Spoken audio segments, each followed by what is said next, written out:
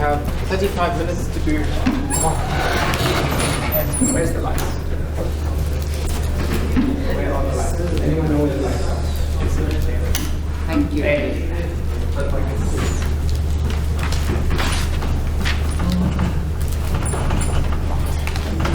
lectures on Wednesday. Pardon? Andrew lectures on Wednesday. Oh, thank you very much. Right. So, before we start, I just want to make an announcement or something, because I've noticed a bit of a trend when marking. If I teach a topic on a day, that doesn't guarantee that the topic will be used the next day in the test. Just putting that out there. I saw the word locust pitch up a today, and I don't know why I saw that, but I did. So, yeah.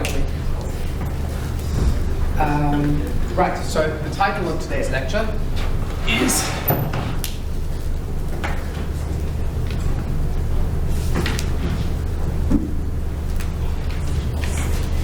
Homothety. Now, I know there's some, actually first let's just do a bit of a thing. Who here does not know what homothety is? Okay, that's the vast majority. For those of you that do know what homothety is, please still pay attention because it had an application in today's test and no one got 7. Right, okay, so first definition.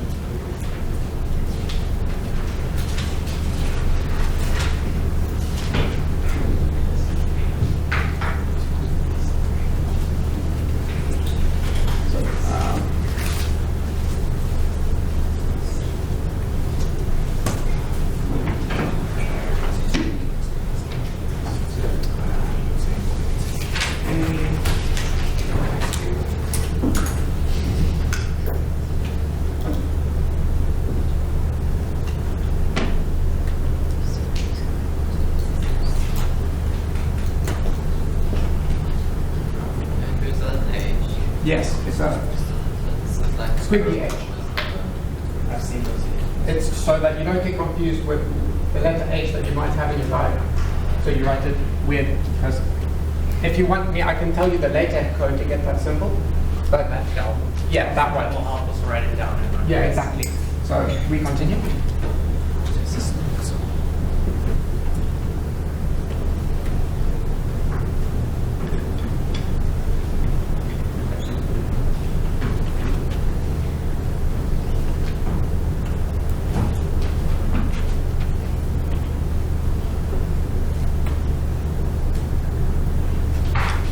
Is a map, literally.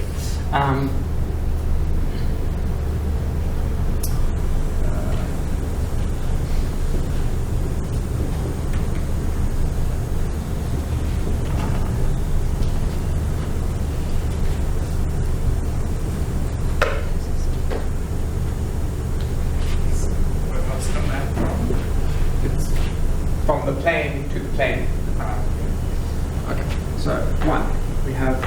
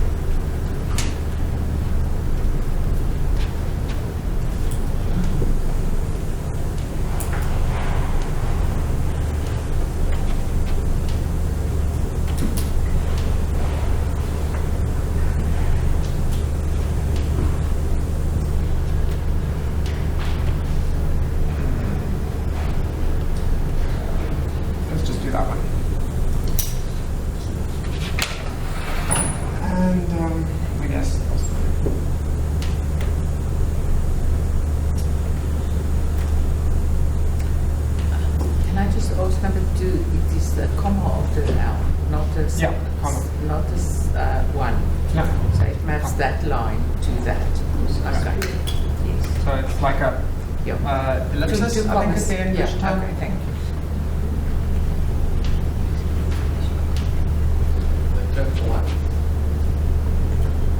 The English term for when you put things in like not brackets, but like sort of separating them from the sentence. So I think it's called an ellipsis. No. Parenthesis is these. Yeah, but it's So, like so You wait. also get like parenthetical clauses that are where commas behave like parentheses do. Okay. I'll look it up later. okay. H maps a circle. May go to another circle.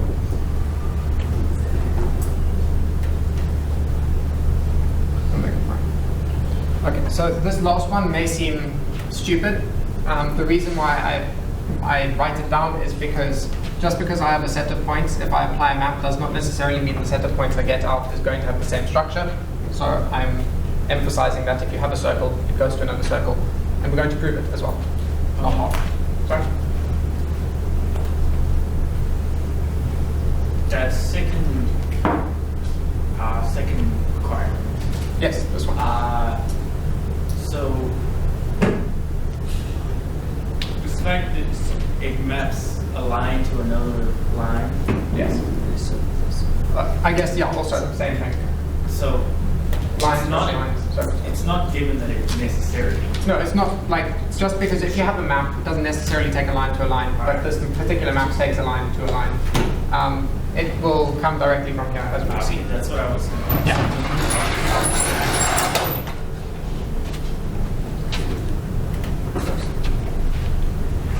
It's this. So, property 1 is a definition, so that's given. Property 2 we will prove from property 1. So 1 implies 2. We have a point P. Did I use P? Yes, I did.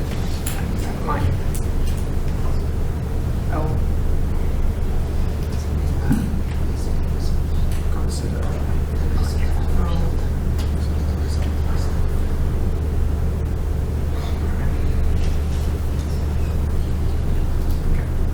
so, pick two arbitrary points on L, say x, y. Then we map them through the homothety to x prime, y prime. From the homothety, we know that I'm going to get in front of people's way, so I'm just going to write it down and move out the way. That x, px prime over px is equal to r, and py prime over py. So we have that directly from the first condition. And then we shall see that this directly implies L parallel to L prime by the proportionality theorem. I'm just going to write off and then theorem because I don't feel like writing it out. Okay. And I'm just going to set this down here. Move on to the second bit. I'll minus a line from that. So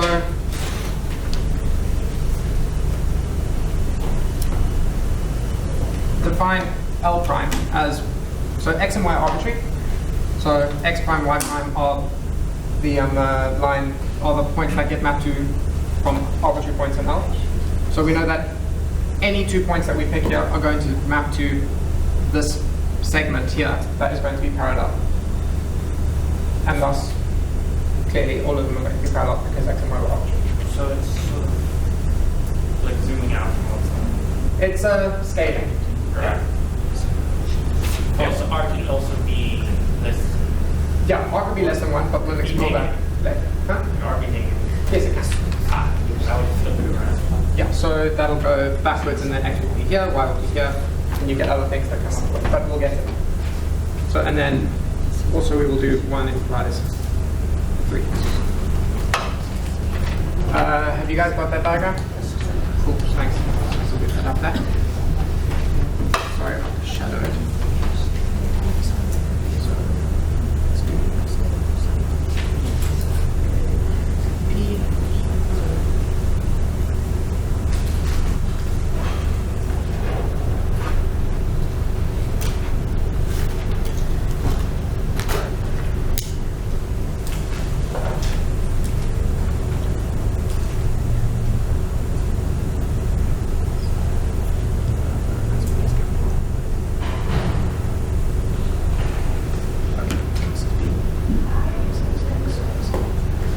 So we apply the homothety on this circle here. We get O will go to O prime, and we will get X goes to X prime. And then we look at that. From property 2, we have that these are parallel, even though they might not look it. And since they're parallel, again we use proportionality theorem, and we get that X O prime over XO is equal to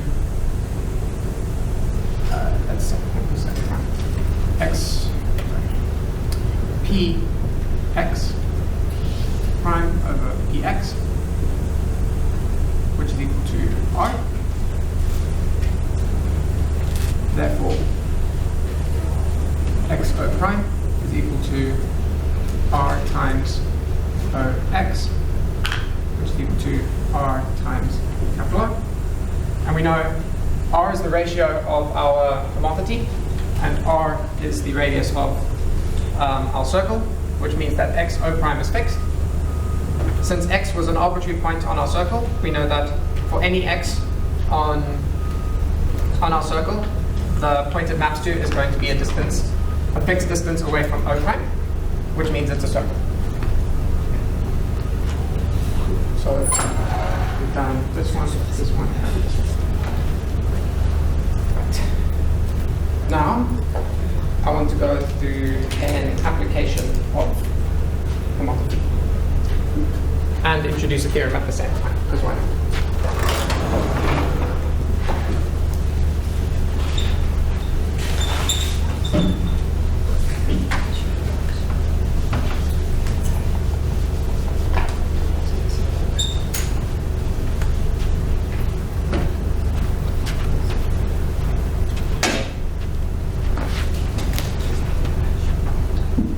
Theorem.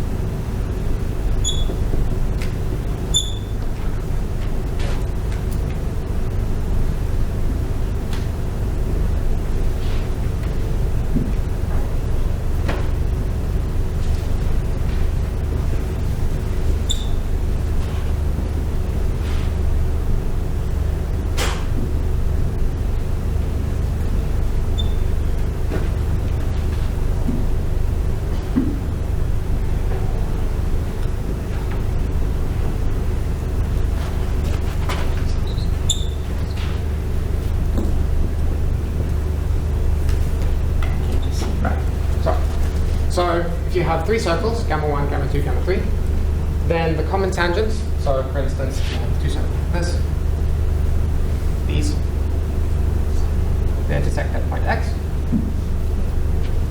and then you'll have another circle, say that one, this one, that intersects at point Y.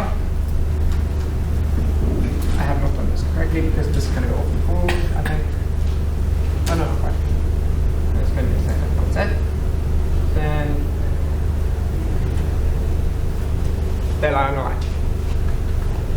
prove this.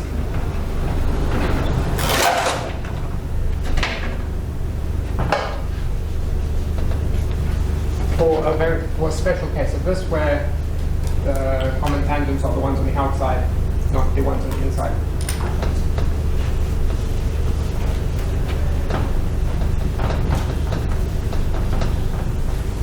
Right. So let's just draw a nice big diagram.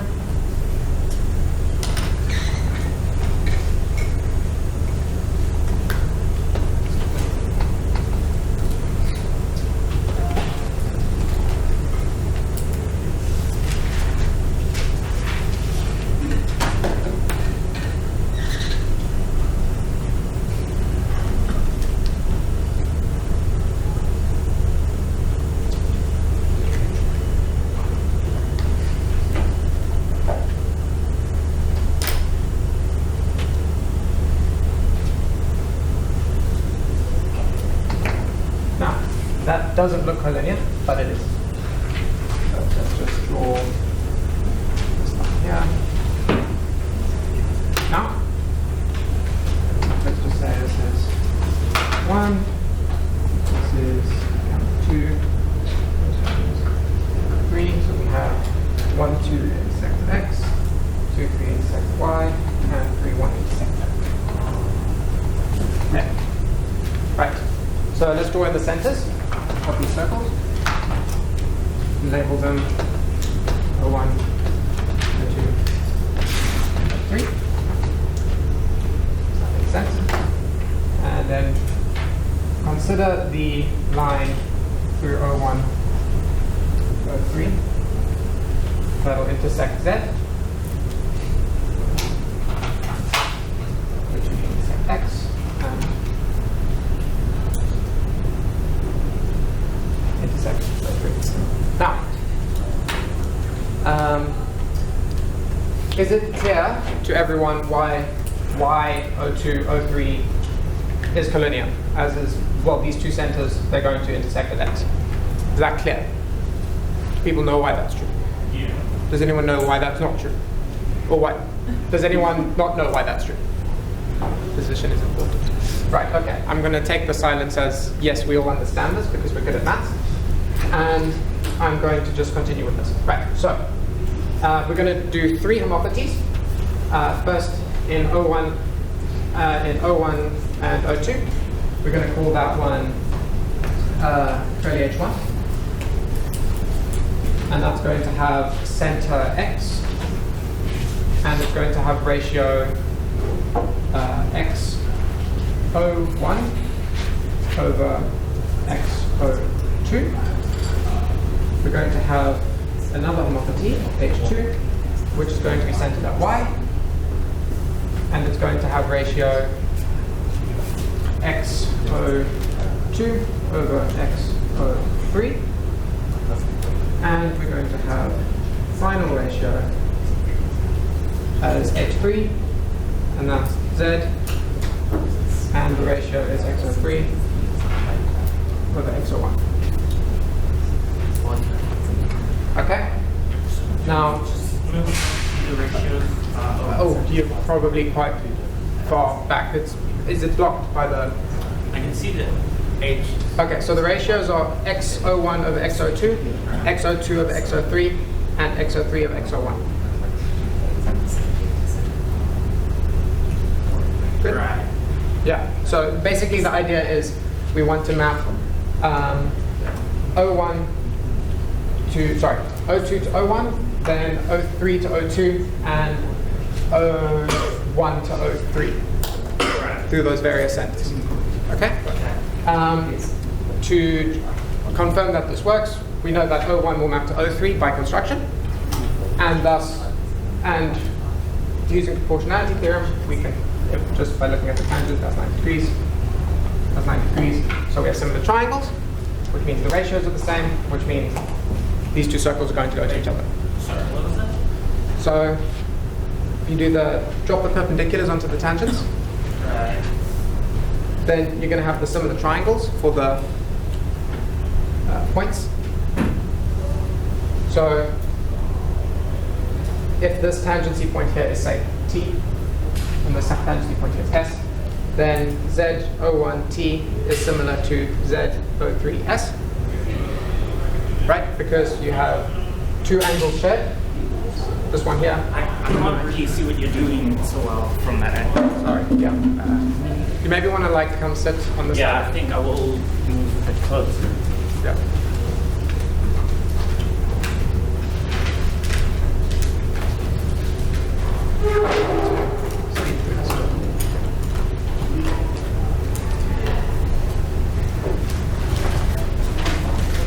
Is everyone else here? Just okay, good.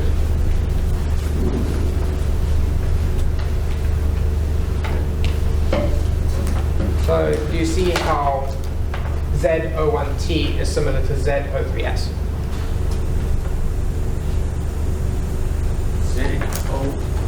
Z01T, so this right angle triangle, and Z03S.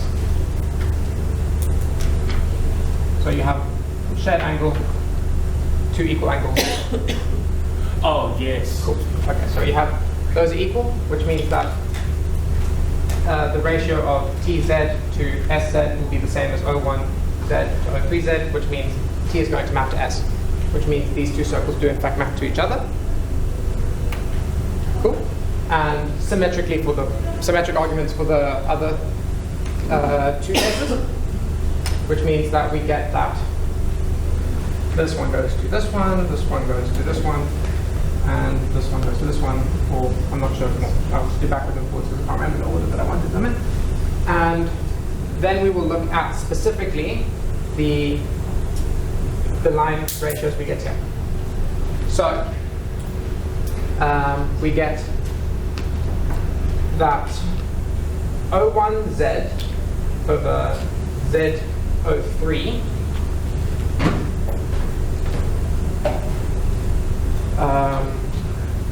well, it's actually just equal to that, yes. So I'm not even sure if it's like super necessary, but it's an interesting way of visualizing it. So let's just do the Menelaus then, because that'll give us what we want. So we will do Menelaus, yeah? Yeah. So have you used homothety yet? Or? Yeah, well, I used homothety to show that this circle maps to this circle, to show that these tangents do in fact intersect here. Okay? Great stuff. Right, so we now have that all these 3 points are concurrent there, and so now we will look at Menelaus in that triangle, and we get that O1Z over Z03, and then O3Y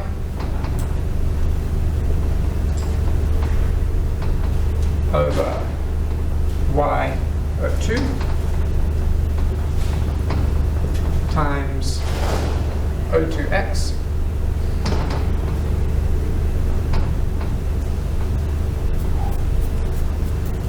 over X over 1, and we want this thing to be equal to 1, minus 1 if you use directed angles, lengths. Now, we don't really know how to cancel these yet, so we look again at the homothety, and we take a look at these, at the radii of the circles. So as we did in this case, the radii, the ratio of the radii, OX, XO1 and XO, is equal to the ratios, which means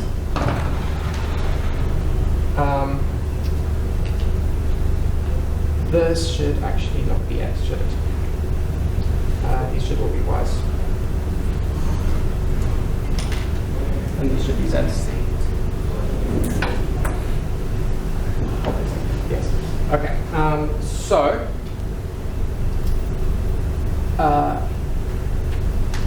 we know that the ratios here is equal to the ratios of these particular radii. So this is going to be O1Z over Z03 is going to be the ratio of R1, which is going to be the radius of this circle, over R3. and then O3y and YO2, that's going to be the ratio of R3 to R2, right? And then finally, I'm going to get R2 over R1. And then we cancel R1s, cancel R2s, cancel R3s, and we get them to 1. And so by Menelaus, XYZ is a straight line. Cool. And Surely you can just do that without homothety. yes, you can do that with homothety. But that's another point that's really, really important, is that you can do anything without homothety, but it can speed problems up. In this case, not by much, but yes. So now I've got 10 minutes, and I'm going to show you how we apply homothety to today's problem. Question 4. Can I erase this?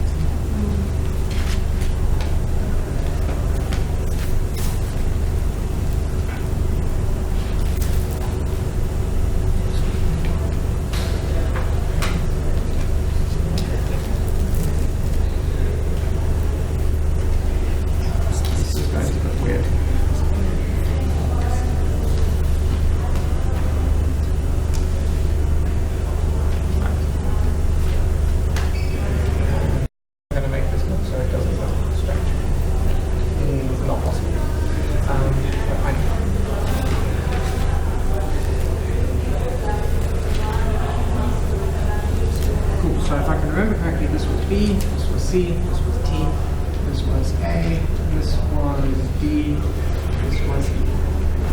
Right. So,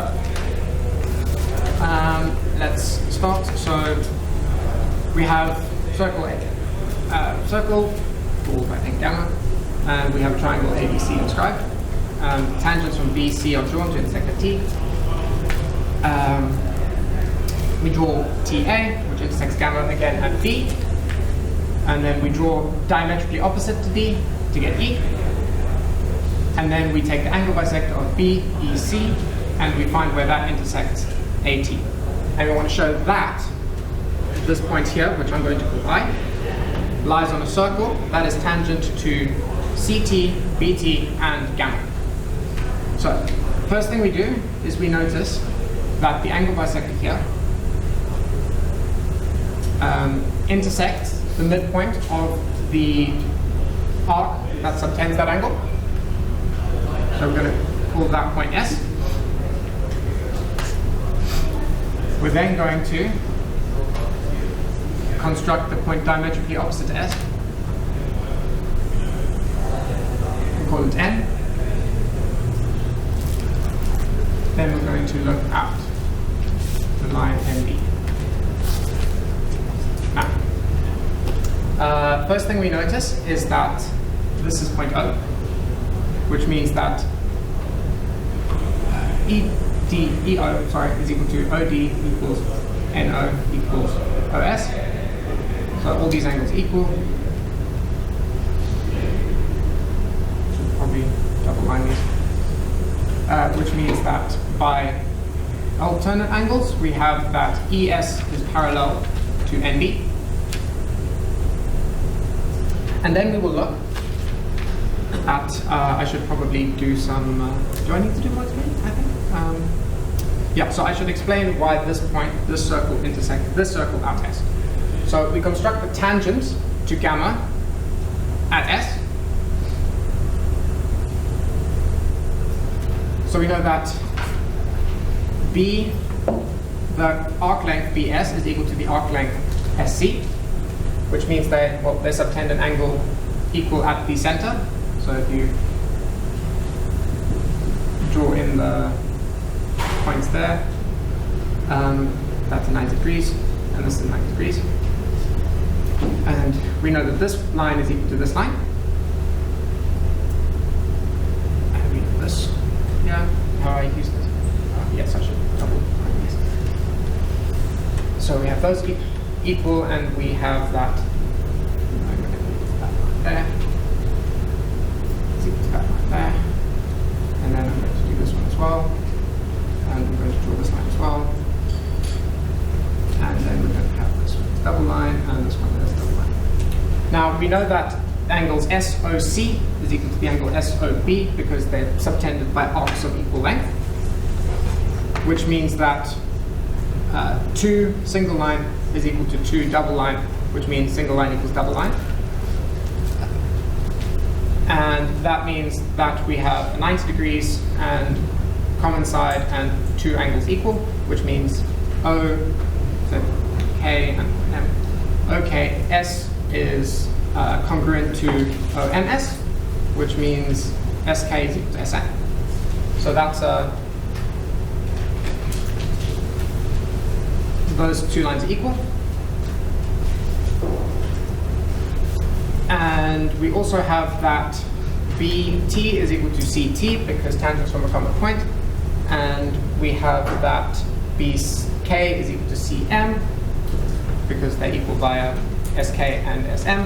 So we have that KT is equal to TM, which means that this is a isosceles triangle, which means that the tangency point of the in-center of this triangle is going to be on the midpoint, which is S in this case. So we know that this circle is tangent to S. And so finally we can use homothety. So we construct the homothety, center T, with ratio, what do we want to send to where? We want to send, what do we want to send? We want to send N to S. N T over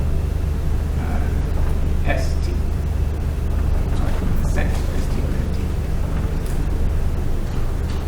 Yeah. So you might be asking now, why do we know that N, S, and T are collinear? We know this because NS is a diameter, which means it passes through O, which means it's perpendicular to KM. And we know that since KTM is an isosceles triangle, we know that the perpendicular bisector of KM passes through T. So we know that NST is a straight line. So we know that we can construct such a homothety. And now we will look at what happens to D, which is this point here. So we know that N gets sent to S, and similarly we can look at the ratios of the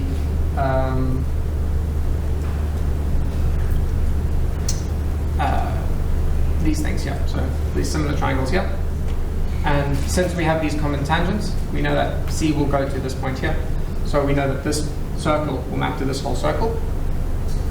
And since this circle maps to this circle, we will have D maps to a point on DT that lies on the circle, which is I. But we also know that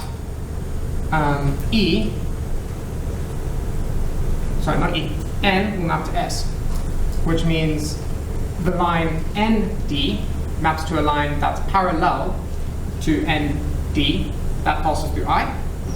But we know that the line that's parallel to ND that passes through I is just ESI because it's parallel. So that means that the angle bisector intersects AT on the circle. And that completes the proof. I'm sensing there are going to be questions. Anyone confused about that? Yeah. Yes.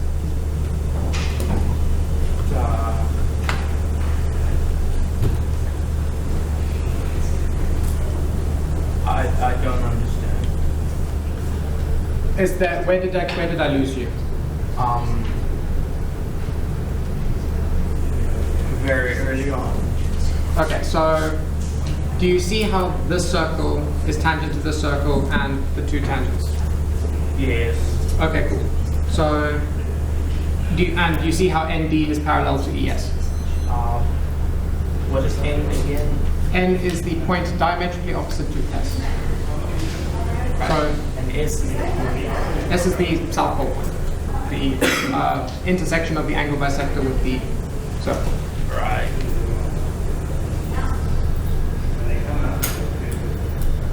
Okay, so do you see how ND is parallel to ES? Wait, what's parallel? ND, It's parallel to ES. ND is parallel. Wait, what's D? D. D is the intersection with AT and the circle. Right. And ND is parallel to. Yeah, so OD and EO are both radii, and it's a straight line, right?